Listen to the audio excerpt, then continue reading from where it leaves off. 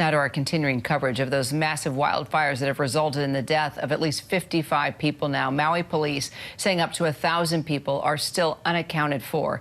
And that's what brings us to a family who lost just about everything to the fires in Hawaii. Stephanie Evans and her two boys, one with asthma, followed evacuation orders hoping the fires would be contained, but that was not the case. Stephanie joins us now. She was able to seek shelter in Haiku, joins us by phone. Stephanie, I'm so glad to know that you and your boys are safe, but please tell us what your journey was like to get where you are now. Thank you so much. I appreciate the well wishes and everyone just coming together for our family and for everyone who's lost homes here. I don't even know where to start. I'm just thankful that we're out of there. It happened so quick. They said that the fire was 100% contained in the morning, so we weren't even on high alert that we would ever even get evacuated. And then all of a sudden it happened so quick that the smoke got so bad. I didn't even have time to think. I just grabbed my babies, my kids, and I left with my purse and a tank top and shorts on. And I just grabbed the kids and put them in the car. And we left, and we thought we'd be back in a few hours. You know, we thought they're going to contain it again, and we're going to come home. Oh, Stephanie. And so when did you find out that everything, that you lost everything? How did you get the word? Well, we drove to Laniapoka, which is like a little neighborhood of Lahaina right next door, and we watched it. We just watched it burn. You could see it from the hillside, and I knew once the smoke started rolling down to the town, those gusts of wind were up to 65 miles per hour. I knew it was going to go down. So I knew then that it was bad. I didn't know to what extent. It wasn't until about 8 o'clock, 9 o'clock at night that we got word from our neighbor who's a firefighter. And he said, it's all gone. All of our homes are gone. Oh, Stephanie, and I'm looking at pictures of your two boys and even your cat. I know you had to leave your cat behind. How have you been talking with your boys? I'd love to know what kind of questions have they been asking, and how are you, basically trying to just quell all the fear? You know, it's crazy because my 9-year-old is more strong than I am. And so he's actually been my little rock because he keeps telling me, Mom, like, we've got each other.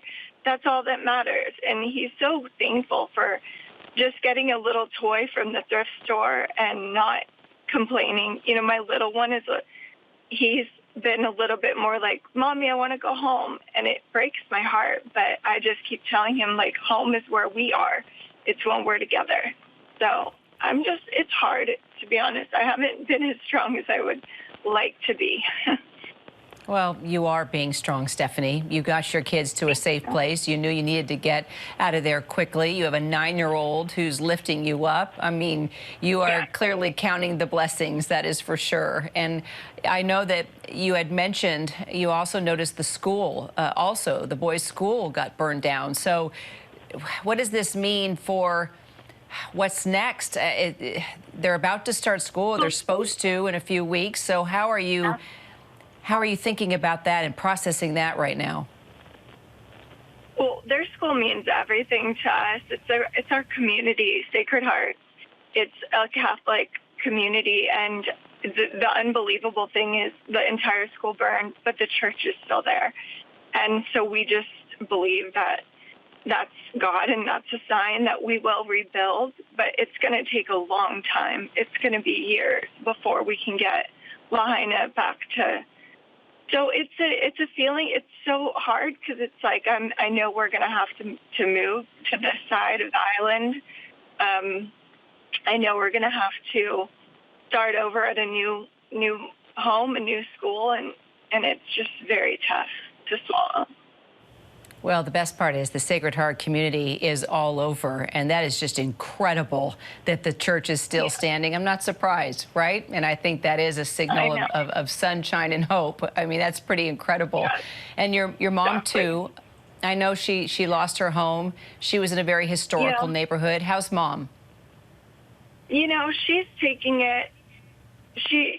We all try to we know how bad it is. You know, unfortunately, the news isn't saying how bad it is. The body count is a lot higher than that. It's in the hundreds, if not, it's very high. We know this from personal, people who are on the ground, and they know this. And so I have friends in the hospital, and they're telling me of the children with the burns and the burn unit, and I'm just, she's just thankful that I made the call to take the kids right then, because some people had to jump in the water from their cars and try to swim, So it's hard because Lahaina is so historic, and you can't rebuild, all those things. It's history, right? So it's just, I already miss all of our little ice cream place that we go, and I think of all the things we do together as a family, and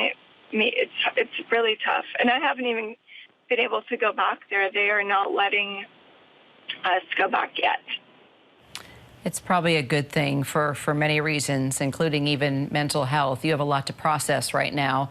And Stephanie, we're just grateful that you called in. And thank you so much for updating us on you, the boys, and your mom. Please stay close with us, will you? We'd love to update on where you are and just the progress of your situation. Thank you. I appreciate all the help we can get. Thank you so much.